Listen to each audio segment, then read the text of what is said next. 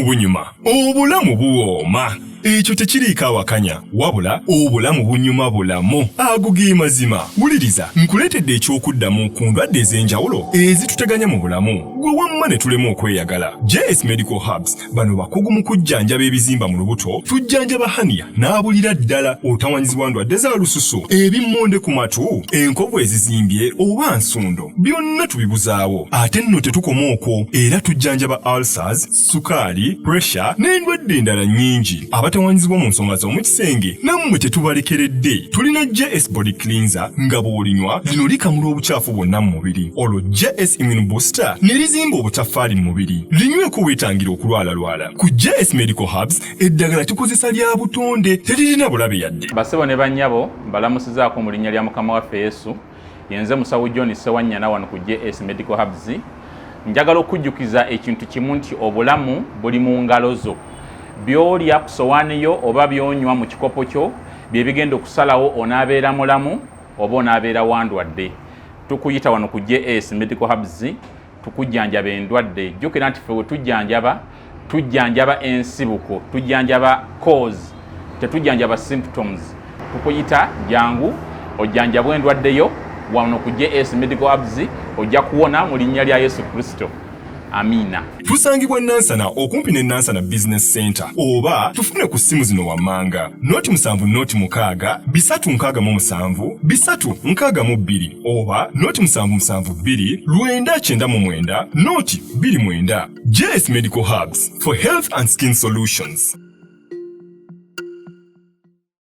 Ng'oyagala okumanya ebiriko tambula n'abaliko enzige ebuuka nanzige olaba n'abazungu baakiraba nti birds of the same feather kati nno nkuleetedde banywanyi bo mu nsonga zonna ezikwata ne tekinologiya. Yoshtech Services bw'ova ku bano ogenda kuwangatto. Yoshtech Services be baliko oyagala kukuzimbira website oba application olina ekyakubulako mu system ya kompyuta yo bano babinoonya ne babikomyawo oba kyewandiise data recovery tebakoma okwo. Yoshtech Services era bakuyamba okulaba ng'olina obukuumi ku bibanja bye ebya intaneti kiyite cyber security services era nga bakanika ne computers. Bano nakugambye bannakinku mu tekinologi era nawe ayagala okwebuuza ku kintu kyonna ekikwatagana ne tekinologiya tukwaniriza. Oyagala cloud services, network services oba software development naawe beekwate. Basangibwa Rubaga Road opposite Barbados Hotel okuliraana Trinity Christian Church. Bakubireko ku noti 7 519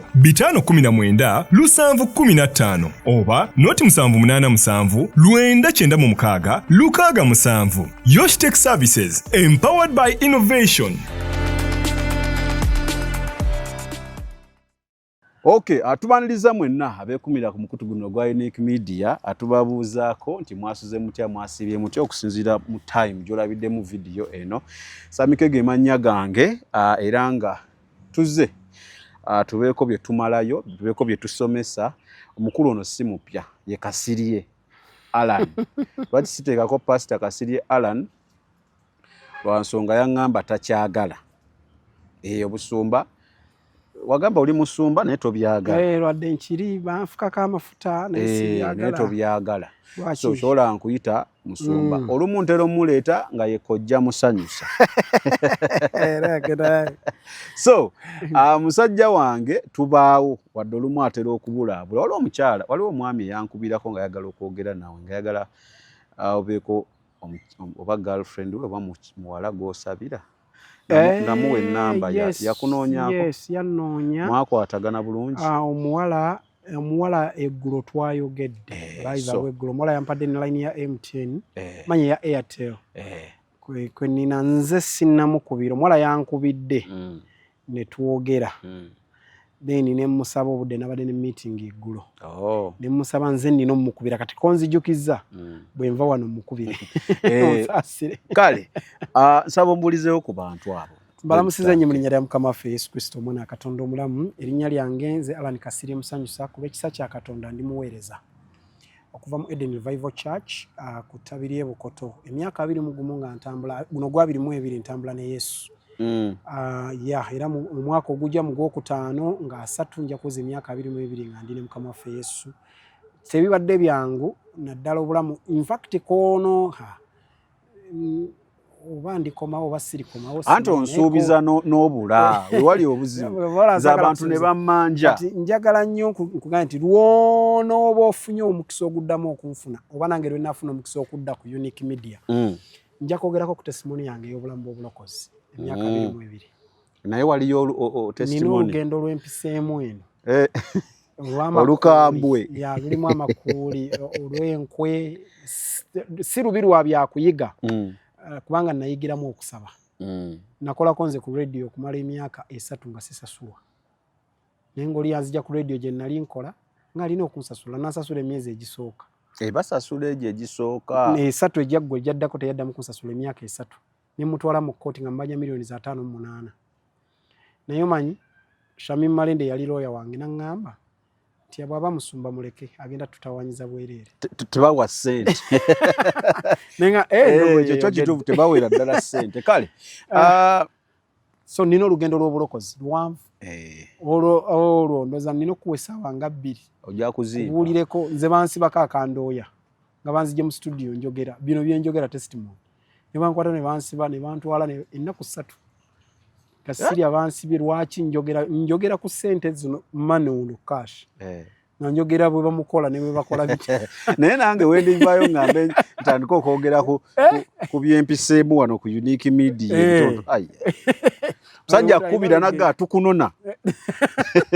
oyina yakubira naggamba nti kazi yagamba nti kasiri ebyo byayogedde omusajja yaŋŋamba kasiri ebyayogedde kati ndoye nga video yakakalaba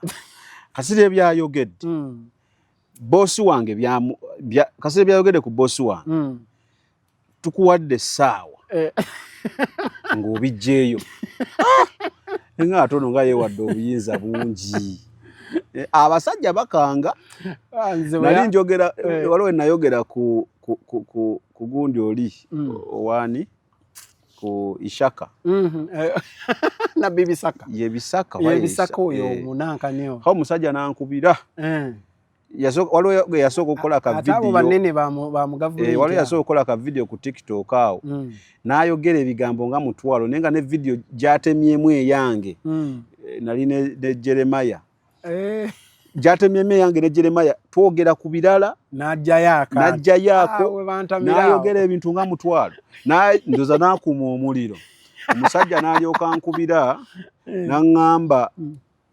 kakati mbadde ssebo njagala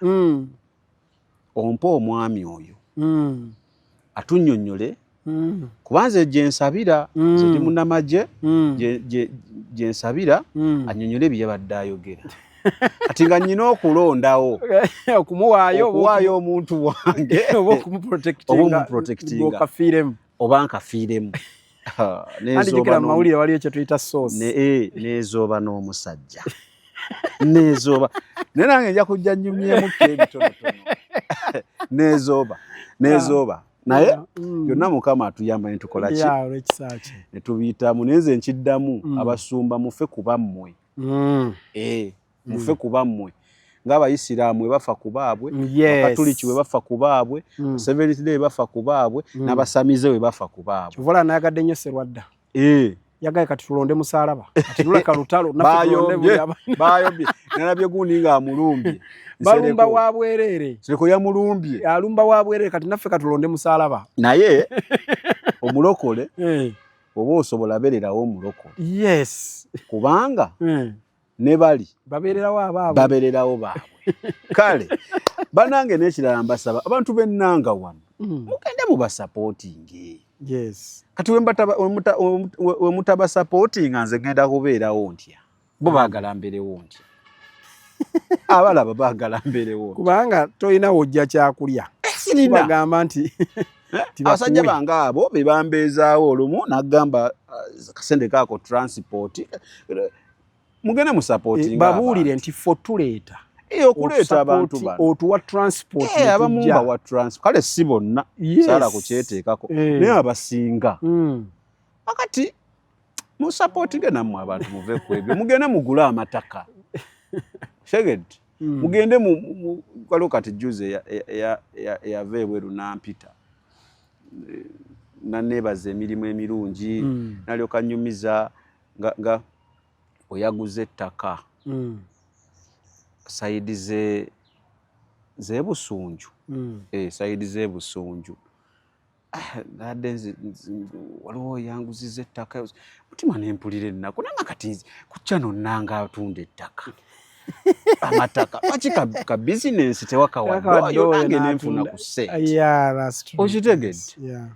So muwagire kale kati ekikundeesezza obabuuzizzaako? Mbabuuzizzaako Munyera Mukama Feesu. Ekikundeesezza leero saagala tugende wala ku luno. Obujulizi buwanvu, obujulizi bwo buli ne kati nze njagala nnyo tugende tutuuke ku Big Brother. Nga bukomekkereza eyo gye buggwera. Big Brother onajja atya? Okay. Kubanga neewuunya nti kakati ate mmwe abali wano nga muli ku zino loko gundi mukola bimansulo byammwe buseegu bwammwe mutuuka mutya okugenda nga temulinnya nnyonyi mutwala ate mugende mutandika okukola Big Brother mbumwe bagenda okumutegeka kati n'akalaka enjagala onzigireyo nakula mpulira gundi yabaggulako olutalo atandika jjo baggulako olutalo ono omukyala minisita Matembe. Okay. Kijja kitya? Kale. Nawulira mbu yakola nnyo erinnya ebiseera ebyo. Yes. Kakati in fact kantandikirawo kubanga ekya Big Brother kiba kiggalawo. Kakati tugende. Satanical world erina enkola. Nti ba agent mwenna bwe mba mukola mukolera wamu. Kati ffe twali mu sector ya music. Kati sector ya music mwe muli entertainment ebyo byonna byonna mu MDD bichi bingi. Si byonna nti baweereza abasitaani. Awali abali mu entertainment music. Bonga bakuba byabo. Nga kitone. Abakirina kati waliwo n'abasalawo okuvaayo baweereze sitaani. Okuyita muki? So si buli ayimba ennyimba z'ensi nti ali mukuweereza sitaani. Kujja ng'ayingidde ebyekirogo. Group influences zijja gundi. Ng'olaba tobotola, olaba tokola ki. Waliwo wabuuzaako olumu wandeeta wano n'obuuza abaana ekibatwala mu kyaki. Balaba tebabotola. Ngalaba waayita tayitawo n'agenda eri ne wamukolera. Bwe bityo kati n'ono agenda n'abeera mu mbeera ngalaba ategira ne bagamba ogendako wajjajja muwanga oyo. Ojja kukikuba. Nze bwe nagenda bwe nti n'okola vooti. Ajja kukuwa akati ogire vooti. So si buli ayimba music oyo. Ayinza oba ayimba lwa kitone. Naye tabeera mu bya sitaani. Not until wafuna challenges. N'alaba nga n'abamwetoolodde olw'okuba abamwetoolodde. Nze bwe nali nkola ku Radio M nga ndi producer wa programu emu. Naye nga programu eyo tulina okuwemula. Nga nina okuteekamu ka segment akawemula. Naye nga ndi mulokole. Obiseera nga nina mu Bible study. Ku church batusomesa omusingi gw'obulokole twakalokoka. Nasabako essaala ne ngamba Mukama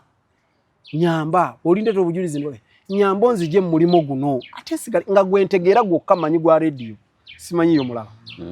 Na Mukama n'antemera ekkubo. Mu ngeri gy'otasobola kulaba n'enfuna mulimo gwa Christian. So nga kyali bwe kityo naye bw'oba oli mukiri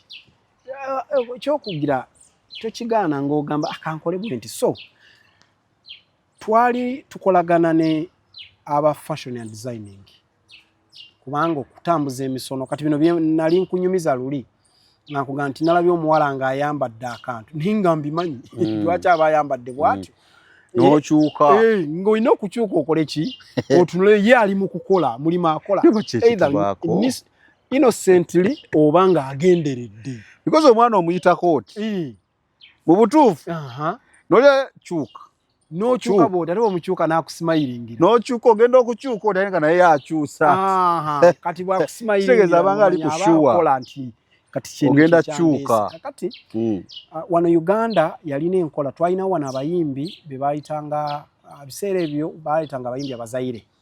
abakongo be bakolanga mu bandi za wano kati tetwalina nnyo bandi za gundi kati nga bandi ezo zibeera nnyo ma hotels okuyimbira abaki abanene bandi ezo zaavayo ne zikka wansi ku loko gundi ne ziba nga zikuba mu club obuno bwo balabala naye luli zabeeranga mu hotels ennene era nga abakongo abo baleeta wano waliwo bashata mwana babayitanga omwamuyitanga sala mwana bani kati abo nga be bambalako ba Yvonne Chakachaka nga bwe babazze wano yayambalako ku lugoye n'aleetako ku siriiti bonna n'abakongo baali bambala bingi nga bambala biwanvu naye nga artist siriiti alagako ku kisambi omulembe ogwo tegwali gwa buwemu wadde amazina gaali galina kye gategeeza gakulaga gateeka omusajja mu muudu egana ono waazinidde bw'ati bw'embeera naye mbulire bufaananyi awo music waava atandika okufuuka ivo w'ekirogo akuleeta okwaka akuleeta okukola ki so kati oka twali tukolagana nnyo mu nkola y'ebyennyamba aba designing kati twalina okukikolera emirimu wano mukisaddaakira nga mukikolera ebintu bingi mu kibeezeewo kati by then waliwo omukyala yali minister of ethics ow'ebyempisa yali Miriam Matembe Matembe yali minister wa ethics yali minister ow'ebyempisa kati olwo tutandise ekibiina kyaffe kye twalina ekyamazina bakitanga Shadows Angel kati ekibiina ekyo twazinanga bwereere naye nga tuzinira mu club twabanga club twalinanga club bagitanga Wheels Wheels yalinga kabalagala kumpi ne Capital Club Capital whatever pub so kati yo yalinga waliwo ekyengulu kati nga ge makaga fa makulu kati ejo twali tulina okupushingira abaana abayimbi bano ba Red Bantoni bani abajjanga bayimba abajja ne bayimba be basookawo bakita bakatani risers nga bemuzi ababalese tebanajja bana abasookawo kati buli ennaku zobaguba ne ku stage vayo apukami ngalabe ennaku yalabe abo baali balinanga okusookawo bakikube bagire nga ffe tetunnaba kati ffe tujja eri obudde nga bukoze eki nga bugenderedde nga butabuse kubanga twalinanga kuzina nga tuli bwereere kati twalina okukola ng'emisono gy'engoye kati kambuuze nga tetunagenda awo ebifo bino byemwagenderangamu mwalina ekifo kimu kye mukoleramu bu Capital Pub twalina ebifo byali bina twalina club so nga mubisasula bo bye bitusasula bo bye batusasulanga naye nga baba bamanyi kye muzza okukola of course nga bakimanyi bulungi era nga n'abaana ajja okuyingira essaawa bazimanyi ez'ekimansulo kati we muba mulanga mwalanganga ki kati bo already beemanyi bo bakimanyi nti buli lwakubiri tubeera wano neera kubanga nedda okulanga tekwaliwo nnyo nga ani akamanyi nga yajja akamanyi yaleeta munne kati ate olw'okuba nti gwali muze tegwali mulungi nga tugukola si gwakyama naye nga gwakyama kuba tewali nnyo bino ebyamu by'emitimbagano nga ojja mu club ogusangayo busanzi naye nakati waliwo ebikolebwa abaana beeranga awo kubanga nze nabadde simanyi nti ebintu bino ebya for example sex parties mu Uganda mwezi ezo twazitandikira mu Yenge eyo nga tukola kye bayita house party twazambazanga tuzita house party abaana kati obalaba nga beeranga naye nagamba ate n'alyoka agamba okuyingira simate olwo inbox me kati kibanga si kyakyama naye kyama so kati olwo abawala mwabafuna mwalina abawala bameka at first nze we nabasangira yalina abawala 4 n'agattako ntuweza obuwala 8 netugattako kubanga nze gwange gwali gwakulukuutinga nga noonya abaana mu masomero nabajjanga mu masomero by the way amasomero gaba bato mu masomero nga gye tubajja jjukira oyo mwana aba akyalina ebbeere nga tutubweriti abo S1 S2 to S4 nga naawe olitunuliro ga yes naye ng'obaweera ddala sentence ava si busente kati gwe omulimu gwe mu Shadow Angels gwali ki training amazina na kuyingiza abaana wabangayo olinga mwogezi wa kalimi kubanga kyogenda mu si kiki kubanga kisooka nina okutraininga otambula otya ku stage ojjamu otya akapale n'okakuba omusajja motion ezo ez'okutambula ezo ng'olina okuzeera ojjamu otya bawita bob tube naye kati akaleega okajjamu otya kwegamba nga oli ku psychology y'omuntu ogidrivingiramu kati kajjeemu akagundi bw'ati kuba buli kimu kitandikira wano awo tayambadde ajjeeko kino kati twalinanga omuntu nga bukwata bukwasi kabeere kokka kali akagundi kokka jjukira ebbeere wano we liyiseemu wano lisigala litukula nga lyaka kati nga tulina n'ettaala zetugira ki omwana alisiiza omuzigo oyagala oba toyagala ng'olina okukola kyogenda nga naye ngaekigendererwa si kyakwebaka nno kwabo twagala ogenda ogule malaaya kukwakisa mbadde banyi ogula owa street ekigendererwa kyabanga kwakisa banga togenda kwebaka n'oyo abo twaba protectinganga nga tusobola mutuukako ye business nga tulina n'amazina ge tuyita punishment dance yago nagawulirako okwata booti emabega booti entebe n'oginyweza ne bakusibireeyo twalina ekiwala bakitanga big punisher kyali kiri nga yajjamu empale n'agikuba abasajja bwati nga n'alyoka ajja n'azina okuzinako nga tali mu mpale kakete kokka ke yeesibye ng'azina lingala twalina omuvuka bamutanga Roger ng'oyazina bwati n'azinisa olubuto nga lugira bweru nga abakazi ne bafa jjukira mwalina ngo bimixinga tekireka kati kankubuuze mu byekisiru ebyo abakyala babaayo abayitirivu no kamala anti bavaawo olwedde nga be bagenda n'abasajja ovaawo ng'oyasi oba oyagala batemanyi basajja be babeera mu bintu obadde otya ate abakyala babinyumirwa okamala byo tayinza nakukkiriza abakyala kati twalina nga okuteekamu abalenzi nga abakyala bakuba endulu nga balaba omusajja agenda okuvaawo nga ava mu mazina ge bayita punishment dance nga yeesimbibwa talinga omutayimbwa kati ng'ekiddako awo nga enduulu evuga abasajja jjukira bakulabye nga oli booti nga abakazi bajja okusanyuka okuba nga byo biba bya kisiru nga bw'obikola ki bw'obiraba so kitegeeza ne bamalaaya bano abaabeeranga ebweru baabanga bammwe olwedde baabanga ba bizinensi eno wa kilabu akuyise so bano balinga abapromotinga kiri kubanga malina nga okikuza kati mulina okuteekawo embeera eteekawo omuntu ng'ovaawo oba oyagala oba toyagala ng'olina okugenda naye sekendi olina okunywamu ku mwenge bw'ogunywa gukutuma kakati tutandika emisono gy'engoye mu misono egyo egy'engoye tujja tukola kye bayita street bash kati mmwe essaawa eno kyemulaba carnival gye muyita carnival ffe twalina gye bayita street bash kati street bash eri twagitandikira nga walinga club siliki kati nga tuggala awo kati ebiseera bye twali tumaze okufuna ekibiina ky'abaana kikulu kinze ekya Ron bakiyitanga obsessions nayo eyo obsessions zijjukira kyali kitundu ku eyo Ron mulindwa yes kati then nga tulinawo ne Nubian Negro Angel abo be baali ba Amanda Amanda teyali wammwe kati ejjukira mwakolanga department mwabanga ne club nyingi nga zibayita kati nga musindikayo bano wabona Amanda yali musajja Amanda aganda namulaba recent yalinga mukazi musajja naawe musajja naye nga yeekolako ng'omukazi nga bwebamanyi oli naye byula n'ateekako Amanda gwe nalaba ku TV mukazi musajja ddala ayina n'abaana nalaba abajo bali mu bizinga byabwe ku bizinga kalangala ni mukama katonda yali nnyo ng'akola mu saaluuni ebyaddala akola n'akaviiri ina saaluuni awo yali akola era neeyo nalaba zitole ku kizinga gyali era mu bya saaluuni kati ogwo gwali mulimu gwe ng'asala naye nga bw'omanyi waliwo abantu abalina jeans nga bwe yeemoola awulira gundi kati Amanda bw'atyo bwe yali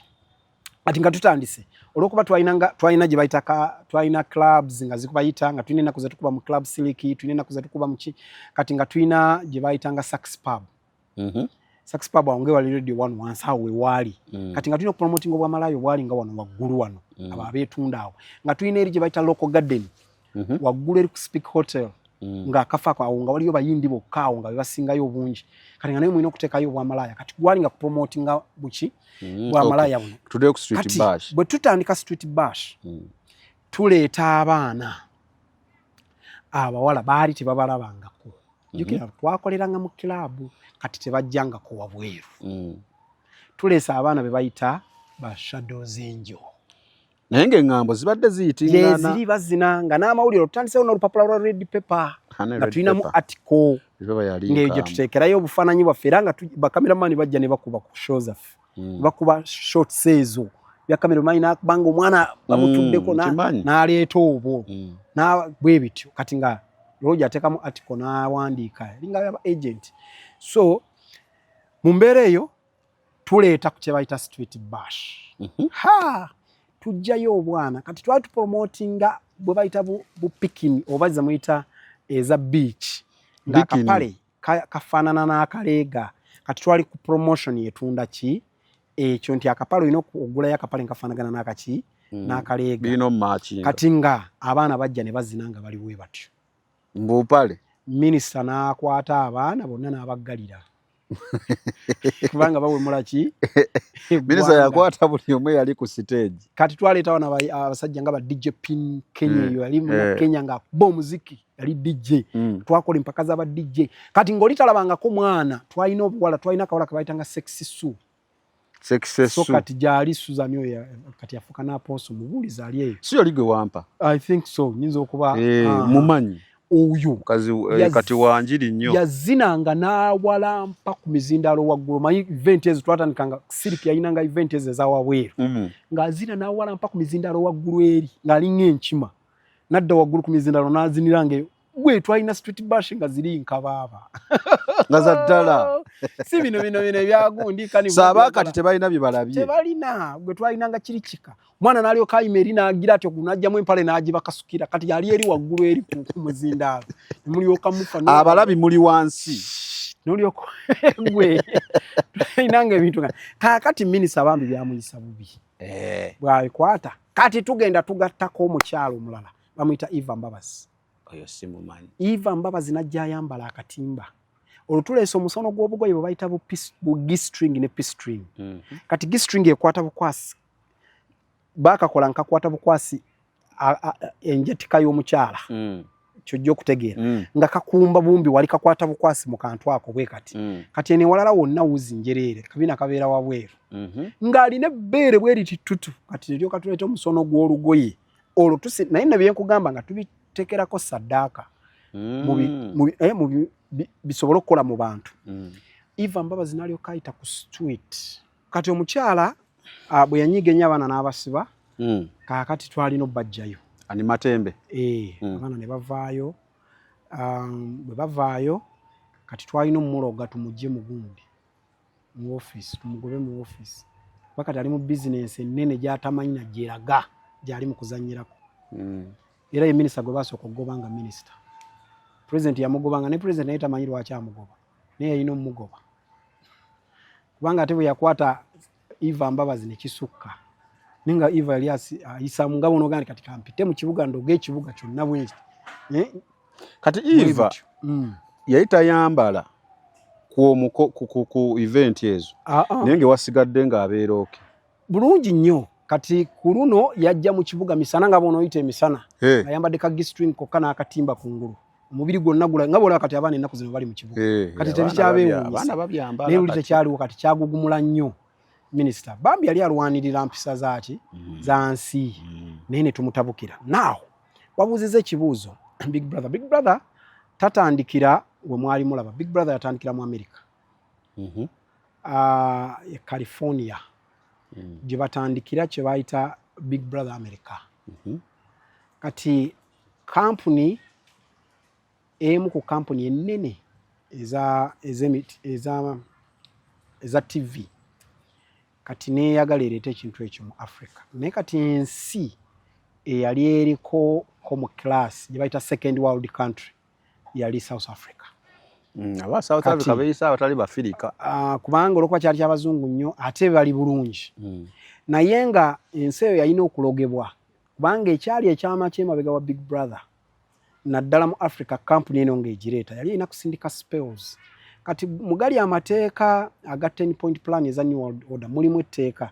nga alina kukozesa media to change mindset gwe kiri kati twali tulina okukyusa obwongo bw'abantu media omulimu gwayo ogusooka ku setting agenda good owai ennaku zino ng'akamwenyu tekakuva ku matama anti nafuna abantu abatuufu mu by'ettaka n'amayumba Yosam Properties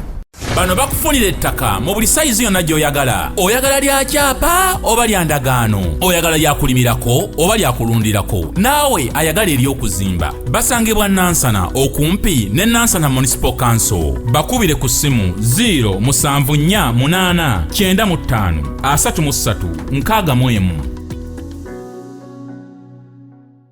kaakati twalina okuleeta ya Africa yonna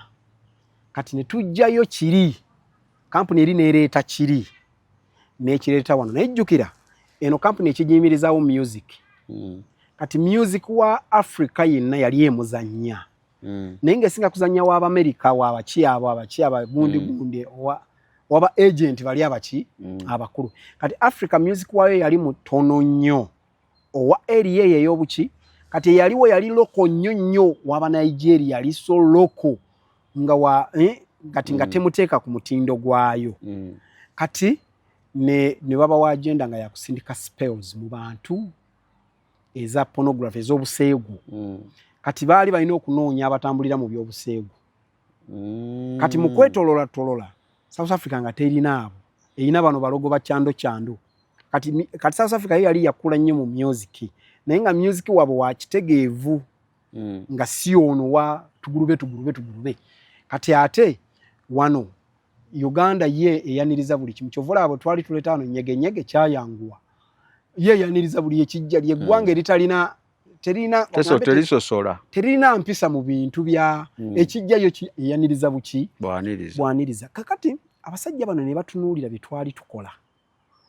mu maklabu gali ne bitwali tutandise mu klabu ennene ezo kati ne balabanga omulenzi ono alina okubakolera mission yaabwe ne bamutuuza ne bagatwagala okutukolera ekintu ekifaanana bwe kiti tugenda kuzanya drama ku TV naye nga tugatta Africa yonna nga tuleeta abantu ab'enjawulo tusobola obbaggalira mu kasenge ne bateekwana kumala ennakwana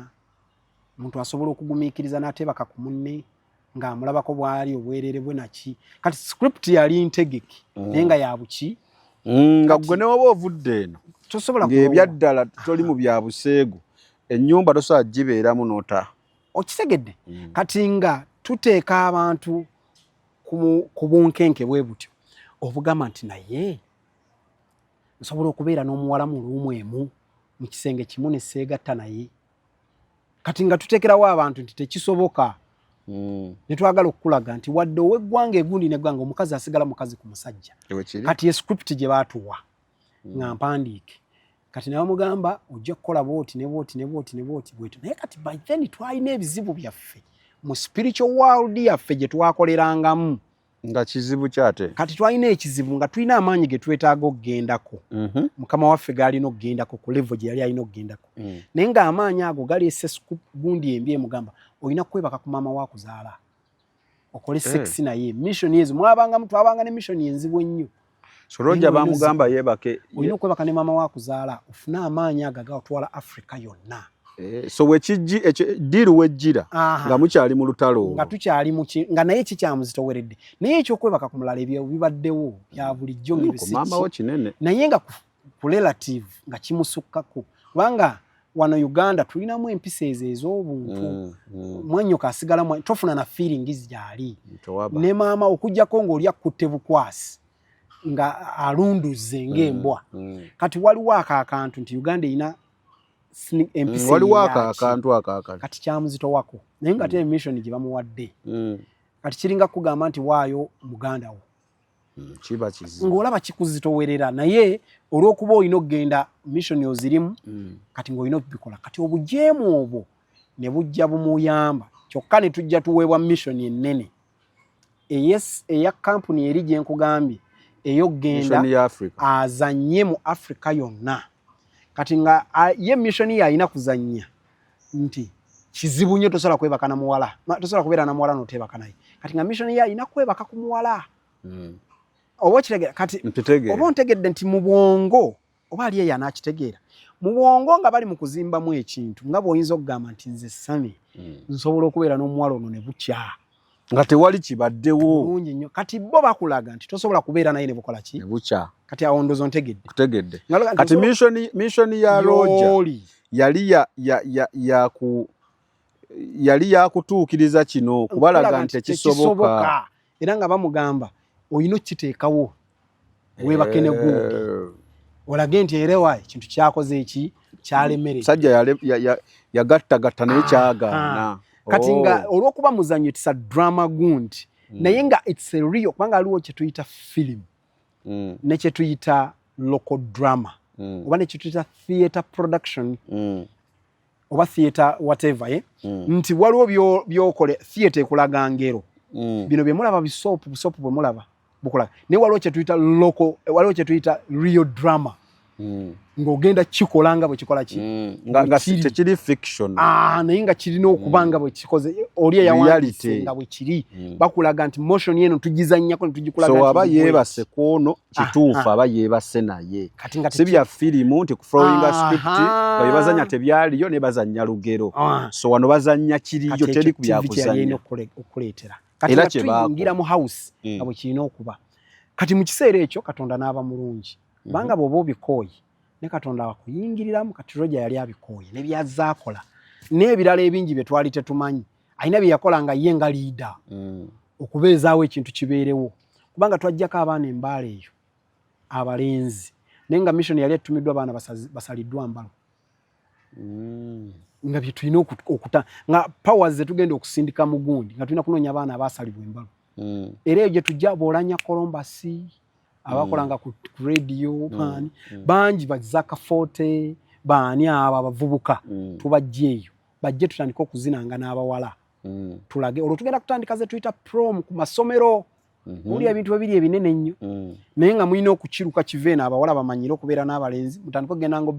obizina nga mulina okuzina romantic gundi yesu so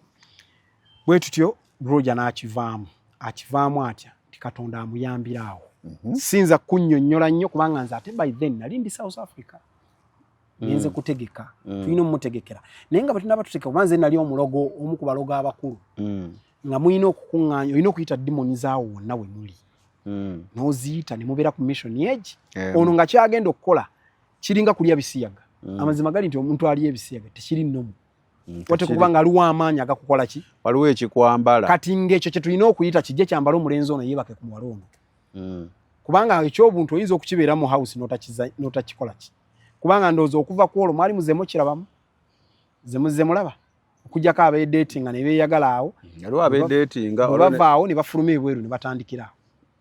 oluusi naye nga bakolaga ki naye okuva olwo action bwezito teziddanga mukola ki kubanga eriye yali emmanduso kubanga twali twakava mu Big Brother Africa eyasooka yaliwo emu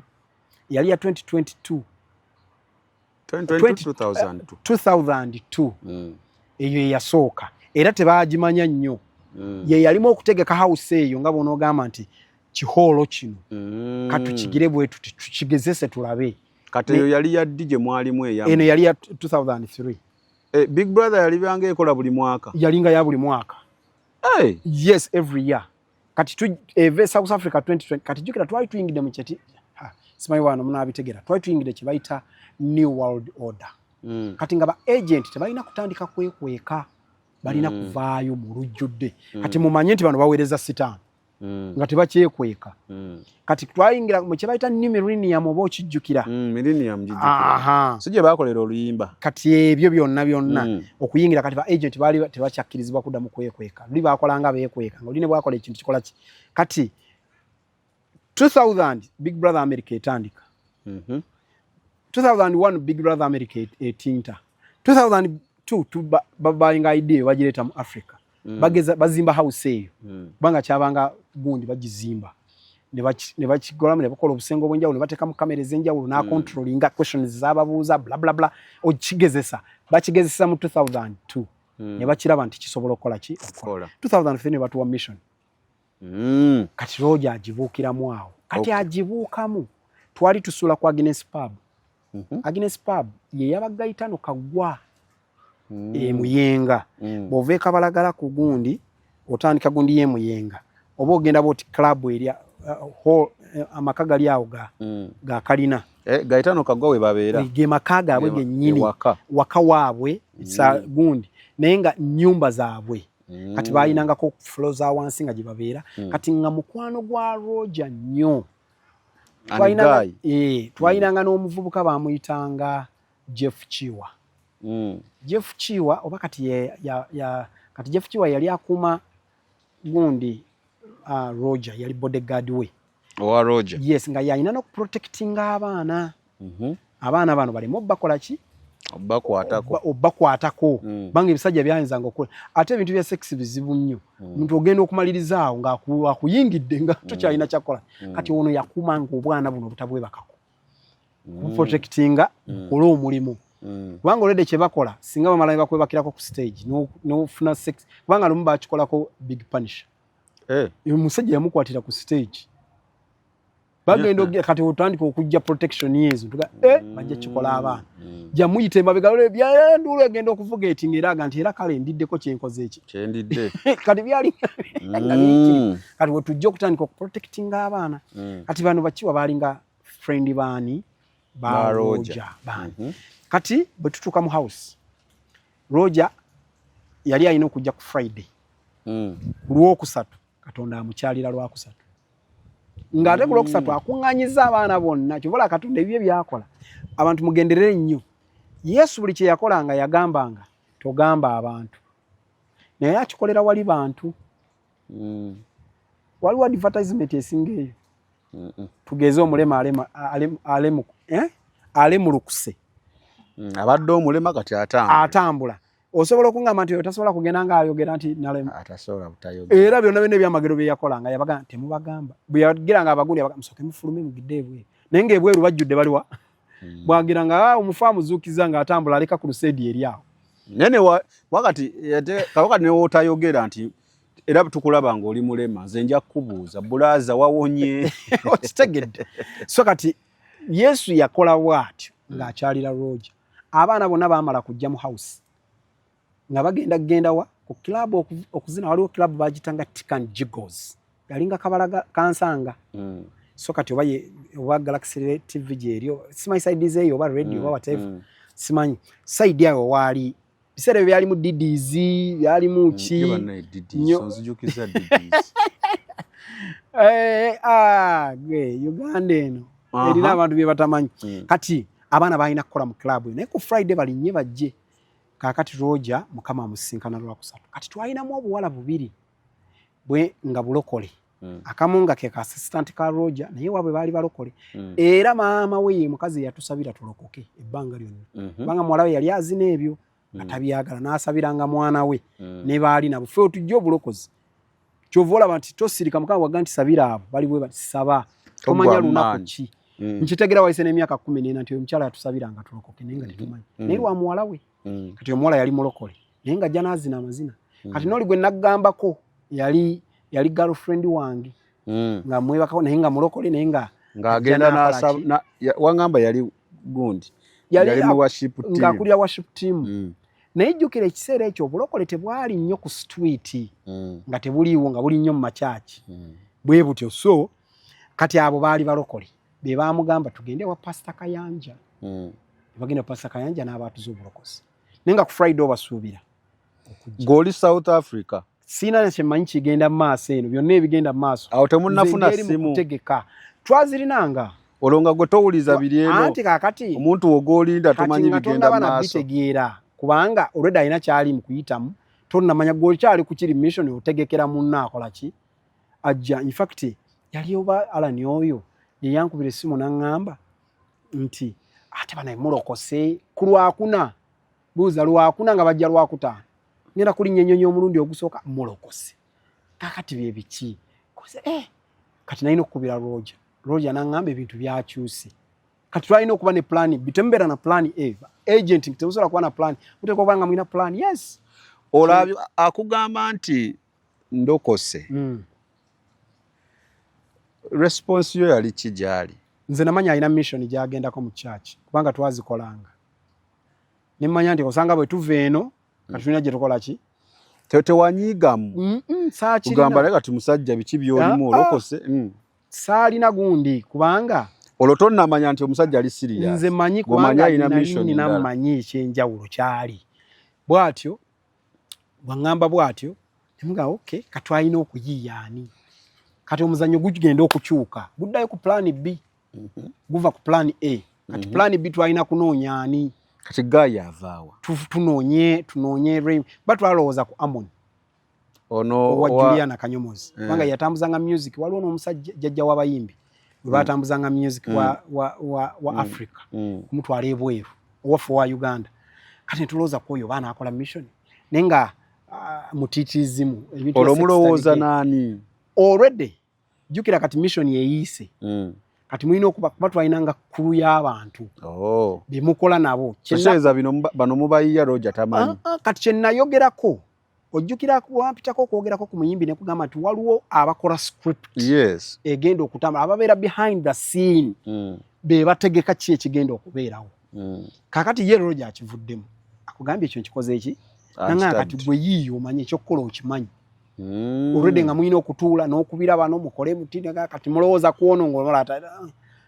ne mugamba naye kati omuntu omwangu kati kana akalenzi kali kajagujagu nga kalinga by the way bebe kulu yavadda nga mujagujagu nga ye muki ye bebe tomunyigira mu kyovula yatutumuka nnyo vadda ate bebe amanyi kyali yemanyigira muto nga ye tomubuulire eyo kati nakana akalenzi kayagalanga nnyo neeyisa yaani ya bebe bujagujagu kalenzi ki kagayitano kali kati wabawo sijjukira ani yaleeta linnya nga naye bwe tugezaako kugayitano naali ati ega buli muntu yena nakanya yesu yajja batava mu bigundi abibeeramu kati ng'olina okumutuuza omubulire kyagenda okukola omuzannyo aguyingira agumanyi ojjukira nga nkugamba waliwo akola nga tamanyi naye waliwo akola nga akola ki amanyi kisooka nze nali mu influence ayogereza kati nalina omubulira kyagenda okukola nemugamba ogenda kufuna omulimu ku DSTV ogenda kufuna millions 16 onneebakire ku muntu nagati okwebaka oba si ku muntu ng'ate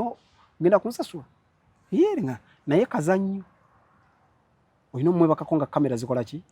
zikulaba era yagenda akimanyi kekyagwa n'ennyimba zonna nga ntegeke ndi ajja okuyimba ennyimba ezagundi nga zibwati zimuwaana era bw'omala okukola ekyo gwe house of ovaamu tebayo kirala kyozzaako Nyega yaliyo paka ku last day ulira already mu script gwe tolina kukola ki kuba wina lwaki tulina ekirala ekitambula emabega olina okutambula gundi gy'otambula mission yo kasita ogimala gwe already olina kutuukiriza mukolo nti wanga gayitano teyawangula gundi ezo naye nawuliranga ku radio abantu bagana nti kisoboka noza kye mwali mwagala okukola kakati kubanga tekawo discussion sajja nakola bino kati bobo kyagala kiri mu gundi bobo kyagala kiri mu sekita y'ebyobufuzi bobo kyagala kiri mu governance bagita governance mu gundi eyo by the way house eyo until now wobuuza abaagiraba obuuza naye mu house omwo mwali mpayo ba member 5 ebyaddala abali mu house eyo nzo osanga buli omu ajjukira Gayitano na Abi kubanga ye yali mission yenkulu gye bali balina okukola era n'omuwala yali amanyi kyakola kubanga ye muwala yali mu South Africa nga already eri gye bategekedde muba briefinga buli omu kyagenda okukola era n'ekyessaawa jjukira abantu bano mwabayitanga buyisi baabanga ne gundi zino ng'omutegeeza n'omugaa nti jangu mu gundi osobola okwogera naye n'omugaa kati mugenda kukola kino genda kuzzaako kino omuzannyo gulemu okufa kati kyali kizannye nga kitege kyovola South Africa kati yesinga obusegu mu Africa naye te oyogerawo otyo nyinza okukiikiriza lwa nsonga nali njogera ne Esther yali era mu Big Brother yaddi sijjukira mwaka naye Munnayuganda naye yayanguwa ovaayo naye agamba ekyamusinga okumwanguza okumufulumya house kugaana bye baali bamugamba kukola nti bakuyita bakugamba nti kati kino kubanga waliwo nebibeera behind us nga tojja kubala wa kamera wabanga oluumu gye mugenda mugeesiya tebeeramu bakamera era bye bagenda okugamba okukolerayo olina okuvaawo nga kyogenda okukola kubanga guli muzannyo mutegeke mulina okuguzannya nga gubakolera kampuni esigala ekola ssente second mulina agenda enkulu ey'okukikola so kyali kitegeke that's why nti n'ennyimba zonna zaali zitegekeddwa na buli kimu naye gwe teweebuuza nti omuntu asobola okukola ebyobuseegu okwebaka ku muntu ensi yonna ng'emulaba n'afuuka omuzira gwe tobeerawo n'okyebuuza kirumyamu omutwe oyinza n'okukutabula n'ogaa naye ddala bikutabula ne mumugya egendi ne mumuli kubanze nawulira nti omukulu ng'akomawo n'omukulu mu State House yabuuza naye ani oyo kakati eryo gye bayite ettutumu nga nawe kenyini olina okweraliikirira ng'ababuuza mbuye gundi yakoze ki nti yeebase ku muntu ng'ensi emulaba mumulete mumulabeko kati gwe ebintu ebimu olabanga ebyokusaasa naye nze kisinga okunyumiramu ebyo ebyahawusi mpozi banantereeza sifunangayo bempulidde nti mu hawusi baali beeyagala mbu ne bafuluma ebweru era ne basigala mbu nga baagalana ziri ziba mission kati oyogerawo otyo ye Satani yakwata ekintu kya sex n'akyezza kyova olaba bano boolya bawogera bano bookyaza bookola ki boolya boogera bakulaga nti sex wa Satani ekyo Satani yakibuukira bubuukizi n'ateekamu ebisoko kankiyite oba kinyonyoneta yaddira ekintu factory Katonda mwa producingira abantu n'agikwata ye n'agiteekamu obutwa kati kyekireetera abantu okulowooza nti bino byaki bya Sitaani kati teri olwokuba mission yo gikoze kati Satani akimanyi nti obwongo bw'omuntu yenna bwetambulira ekikazi n'ekisajja kwegatta obwongo kubuta ate nga ge mazima kati bw'amanya nti bwekiri bwe kiro n'alyoka atabula awo n'ateekawo takukkiriza kubeera na musajja omu naye gwe omanyi nti buli mukazi yenna akwebakako buli musajja alina gwewebaka naye takuva mu bwongo tasobola ne bw'oba ofumbiddwa kyova olaba ebizibu ebiri eri mu bufumbo biva neku ebyo oli ajjukira bye baamukolanga ngala ntabikola n'asanga kibrother mu kyaki kimwe bakawe basinga nti bu lakini Katonda wange eri nafutika kati buno bufumbo kibwendimu bebo maliriza nga bali ku kyeye ebweru aba bana abali ebweru abo mulaba balaba ebikuta bayise mu bintu bakola ebintu ebike ebyenjawo bagenda okutuuka mu bufumbo nga abaliyo bafala tebalina ne kye bamanyi kati agenda okulanga bimuyiseeko nadduka bw'aka nesonyiwa omwana w'omuntu oba kisegedde so kati finally nange Mukama n'aba mulungi bwe nkomawo wano tojja n'antuuzaako by the way ye muntu eyambulirako tyolokoke naye nga n'enjiri naye tagimanyi kubanga ye yali yakalokoka emyezi 2 nange nze nakomawo wiiki emu awaŋŋambiranga awo kuba nafunanga obudde obubeera naye bwakugamba munnange ojjukira enkoko gye twajja embalala mu ssabo lya muzeeyi ojjukira bye yali ekolanga ku makubo ojjukira bwe yeyambulanga engoye natandikawo okukuwa ebintu ebiri gundi ojjukira bwe twakolanga kampuni z'amasimu zino ne bweziti ojjukira bino bye twakola ojjukira nga ekkovu liri twatambuzanga nga tukola ebivulu mu bisaawe kati ng'atandika okugirayo ebintu ebigira nakola bingi kankole ki kankite kati oyo yaŋŋambako ko bwatyo kubanga yali amanyi sitole yange naye ekimu ku bintu ebyaleeta lumu namuwerekerako mu kyaki ng'agenze kamwoki eyo najja ayogera mu maaka ze twakozesanga wabangawo nga bw'ogamba nti secret code gye mukozesa yeeno kati n'ajogera ng'ali mu kyaki awo nategeerera nti omuntu ono yalokoka bange eyo temwajogerangako nga ne neighbour tasobola kukimanya ne gwokola naye agent buli omu abanga kodi ezize z'akozesa naye kasa yajogera nanga nti ate sinze nze kawula n'oyo omulenzi atudde awo ne mmanya nti kakati tuki ng'oli awo era lwe lunaku lwe nalokoka that's why nti olunaku sola dwerabira zaali ennaku z'omwezi 3 omwezi gwali gwa 5 omwaka 2023 ssaawa 11:46 ez'okumakya Roja nga amaze okuwa testimony olwamala okuwa testimony n'akola kodi eyo n'ateeka akazindalo wansi zikye kiringa ekyayamba nze era Musumba Mutesasira bwe yakwata akazindalo okwatuza abalokoka nze nasooka okusituka naye Mutesasira ki Steven Mutesasira nze yanjatuza obulokozi yali bawa Juli Mutesasira tubula nababeeramu emyaka 9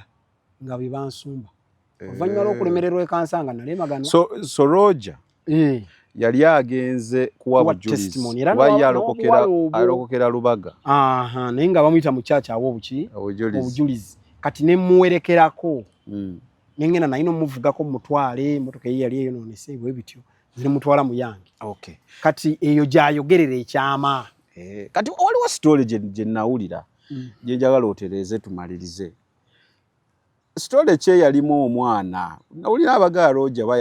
bamusaba omwana we something like that ekyo kya oba abanyumya baali bakyama kati story tebakunyumiza bukyamu naye story yali bweti twagenda okukiika Jamaica 2000 owaayi ennaku zino ng'akamwenyu tekakuva ku matama anti nafuna abantu abatuufu mu by'ettaka n'amayumba Josam Properties bano bakufunira ettaka mu buli sayizi yonna gy'oyagala oyagala lya kyapa oba lya ndagaano oyagala lyakulimirako oba lyakulundirako naawe ayagala ery'okuzimba basangibwa Nansana okumpi ne Nansana Municipal Council bakubire ku ssimu 0748995 33 61 kati mu mbeera eyo mulokoka bakyali lubuto abawala bali mbuto awo abaana bwe bataasibwa ye story bweri yono first born wo kati yono first born wange ali ku university kati baali bakusaddakibwa ng'ennaku z'omwezi 9 omwezi ogw'11 kati laba abawala bazaala mu gwa 9 kubanga yali mission abalina kuzaala mu gwa 9 ng'ennaku z'omwezi 11 era abaana baffe twabazaalirawo mu kiseera ekyo tubasaddake mu gwe 10 n'ogumu ne kati tugenda okuba ng'ekiseera ekyo tuli Kansanga Miracle Center batusomesa Bible study era twali ku ssomo lye bayita baptism nze gwolaba okunnyenyeka nayina enviiri nga zikomeri waggulu bwezi okunnyenyeka bankwata abasajja 4 ng'okunnyenyeka mu mazzi omwo emirundi 7 nga nze sikkiriza kunteeka mutwe mu mazzi nga nina amaanyi obola ebintu ebimu nagaye nina obujulizi bw'obulokozi bw'oyinza okwewuunya kati ne kati okundaba nga sirina nviiri weewuunya n'okwewuunya kubanga mwe mwali amaanyi ge nali nkolerako simbozi zonna zaali omwo nga golabula bisitayiro ya nviiri nenkusindika spells nze ng'olunkola bwe bityo so finally nange nendokoka abaana ne bataasibwa batyo era abaana bwe bazaalibwa weeks has been speed ne tubaddusizawo mu church ne tubawaayo kubanga already baali bamaze otusomesa protection y'abaana gye balina it's a church that's why nze ngamba abantu Katonda yeebazibwe lwaki kubanga ebintu ebimba bitusomeseza ne tubimanya abatabimanyi bye bakola ebuvuyo mu kanisa nze namala emyezi 6 nga banjigiriza okulya emmere Kansanga Miracle Center nga nywa buugi wa yero bakola ki kubanga ekyenda kyange kyali kimaze emyaka mingi nga tekirya nga ngenda kufa era mba kulya buli mmere kyali kyetuga n'enfa naye nalina okuteekebwa ntegekebwe ne bajjanga bampa obumonde babugotta kyobola omukyalo oyo buli wengende Kansanga mbaako kyemuwa for 6 months musajja myaka 23 njiga okulya walinga mwana bamita kiri mu tuso kati ali mu America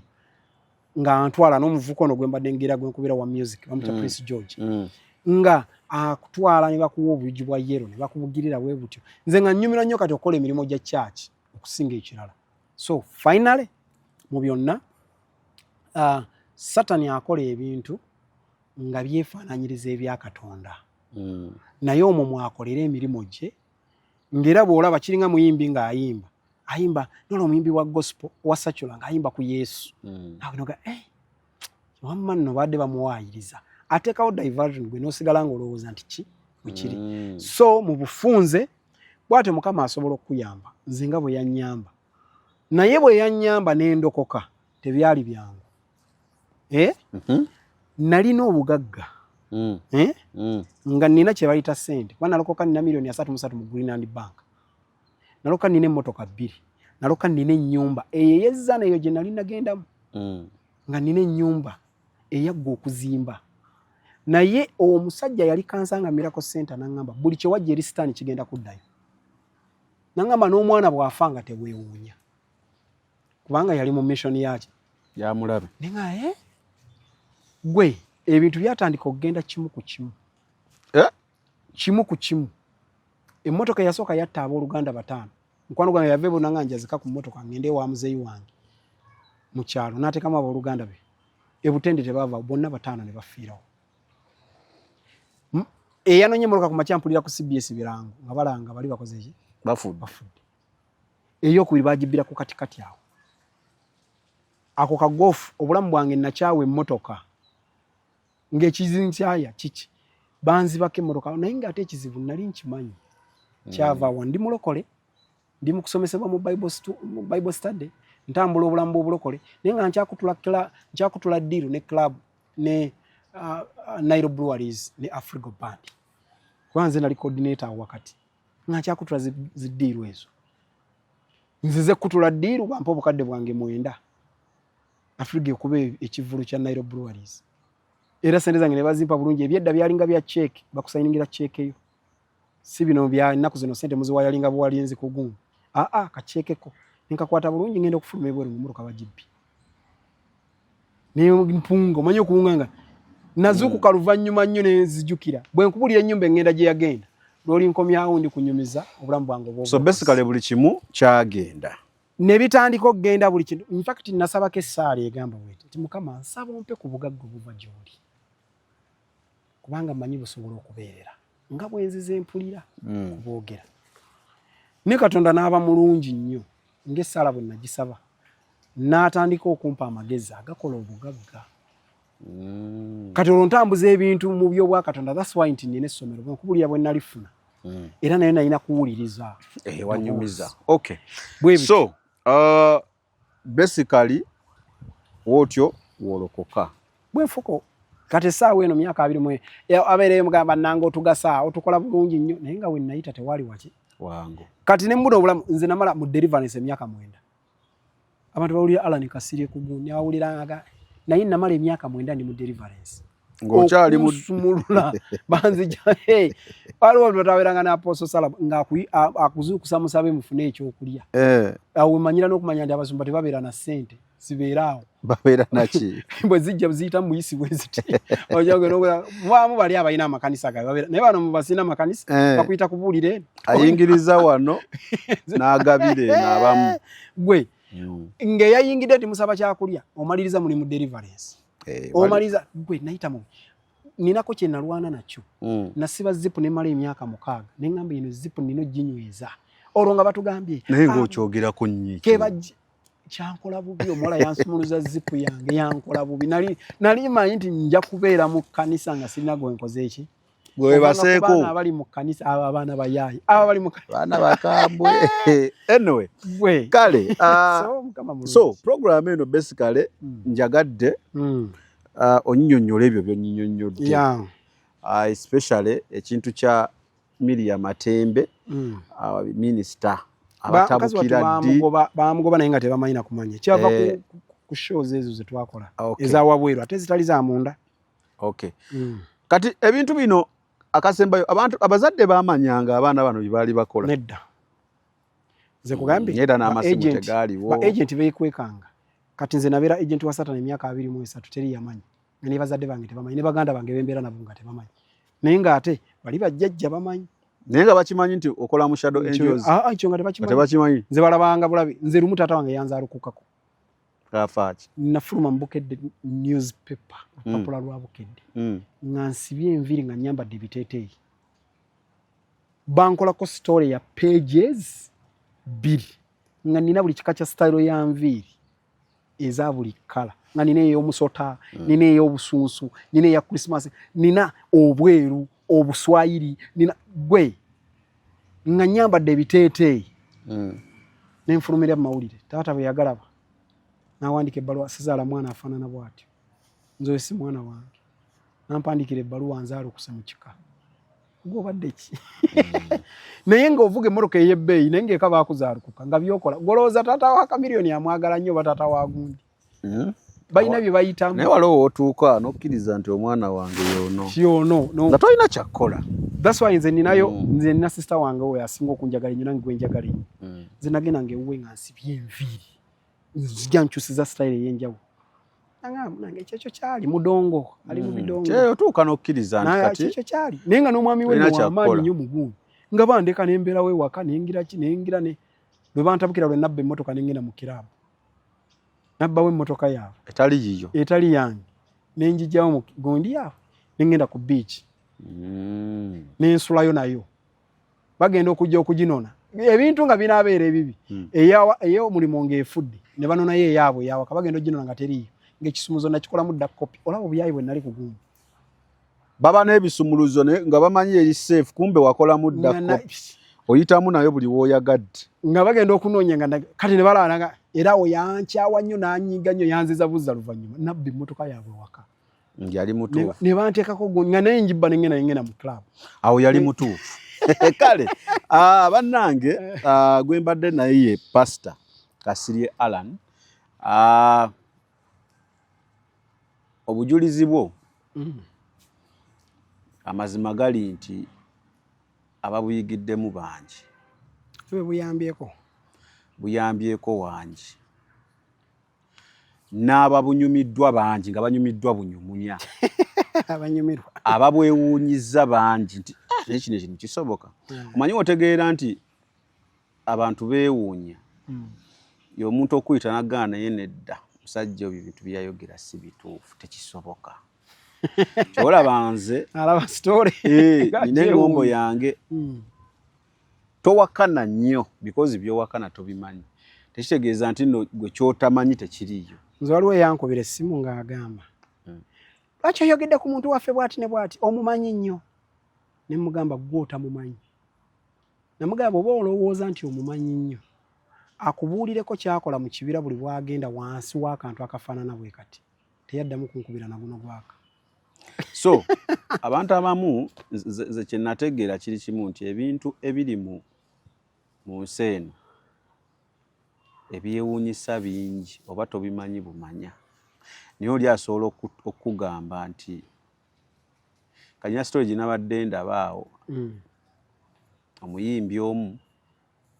bwali ng'omwana omulenzi amwakyuzinga nti omukulu oyo yansindikira emisambwa mulenzi muvubuka naye ginkozesa buli kiro. Nentunako mu comments naye ng'olaba bonna bakomenti nga bavuma ono nti yeesibako oli era nga balaga ebyo tebiriiyo. Naye amazima gali weegati kala tabamanyi na kumanya ebintu gyebiri. nkuweyo example emu okimanyi nti gwoba weebaseeka ssaawa 9 nga ku situti kuliko eyeetunda. Ekyo kisobokera ddala era kituufu. Kaakati gwe bw'oba tokiriimu obanga ali mu kasiiko ewawo awawo olowooza ewalala teri kikola ki olowooza ky'oliko n'abala kye baliko. kati lw'onootambulako lw'onookitegeera. Amazima gali nti ensi eno abantu bakola ebintu spirituale. Kati nze omuyimbi gwe neewuunya era nze paka kati nkakasa nti omusajja tannaba kumanya bumanya ne balina kye baamukola. Omusajja yali muyimbi ng'ayimba naye olw'okuba munnange yajja ne sitayiro n'eddoboozi nga lifaanana ery'omukulu omu. Musajja ogenda n'omutunuulira kati waliwo omwana eyali wali ku kayanja ka kabaka awo neyeyambula engoye awo n'agira amabeere wabweru bw'ati anoonya feva naye nga mulokole. Ekyo kirala kamalize ne kino abagamba nti ebintu tebiriiyo tebaalaba sitoole ey'omukyala eyali omugagga nno kuba yajjira mu mmotoka zino ennungi ng'alina ne driver omukyala n'afuluma bulungi awo sayidi z'erubo waawo ndowooza vidiyo twabulaba n'afuluma bulungi n'ebbaafu n'ebintu byoba byazze okunaaba ne yeeyambula misana ttuku ng'emmotoka ziyitawo abantu bagenda ku mirimu misana ttuku ne yeeyambula n'anaaba ebintu bye nga musanyufu muzibu. N'adda mu mmotoka ye olwamala n'akuŋŋaanya ebintu bye n'adda mu mmotoka ye ne bamuvuga. Naye nkubuulira kino tulabamu kye yakola mu nsi eno gye tulimu ey'omubiri ogwo musango teri yamukwatako ogw'okweyambulira abantu teri saawulirako ti poliisi egoberedde omusango guno naye twabiraba ate era gyali katambi. So ebintu gyebiri so towakana nnyo obeera nga tomanyi. Kiringa nga wengamba abantu mu mawulire gano nti buli mawulire g'owulira gaba matuufu until nga bakusazeeko ekigambo. Lokakasa nti n'oli omusumba gwe wali ovuma bwe yajja mu mawulire okugamba bannange bye banjogerako si bituufu yali mutuufu. So towakana nnyo kuba tomanyi byowakana ate tokkiriza nnyo bye bagamba kubanga era nebyokkiriza tokola ki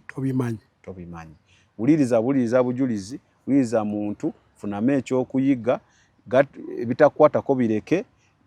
genda n'ekyo. Samikege emanya gange olina byoyagala okwongerako ng'osiibula. Mukama abankuumire abanyweze mulokozi kubanga nze anywezeza emyaka 12 era nze nange yesaala yange Mukama akunywereze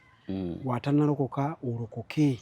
ogende wali ekkanisa ennamu kuba katwajjiddwa n'amakanisa amafu mangi. Tulina abasumba ababasumbira ku TV ababasumbira ku radio ababasumbira ku mikutu kye tuliko WhatsApp group owulira ng'ennaku ekutta naye Mukama akunywereze kikulu ennyo teekawo okusaba mu makaago ate soma Bayibuli. Bw'osoma Bayibuli ogenda kumanya ebintu bingi ojja kuyambibwa mu bulamu bwo. Mukama banjagalire sibe bulungi mwera. Kale nange ndowooza sijja kwongerako nnyo maybe nsembyayo kimu nti musome Bayibuli nga waagambye Omuna asoma Bible tugenda batugobya ebizibu bingi nnyo ebitutawaanya. Tujja batugobya obufere mu kanisa, tujja kuba tugobye ebintu ebisinga bye bakulimbiramu ng'omulabi. Kubanga Bible teyeekontanangako era tekiribaawo. Nga baabiwandiika we biriba emirembe n'emirembe. Tugenze. Ebyo by'owulidde oba ebyogeddwa mu episode eno si birowoozo bya Unique Media nga channel awamu n'abagikulira, wabula birowoozo by'abantu ssekinnoomu mu kiti kyabwe.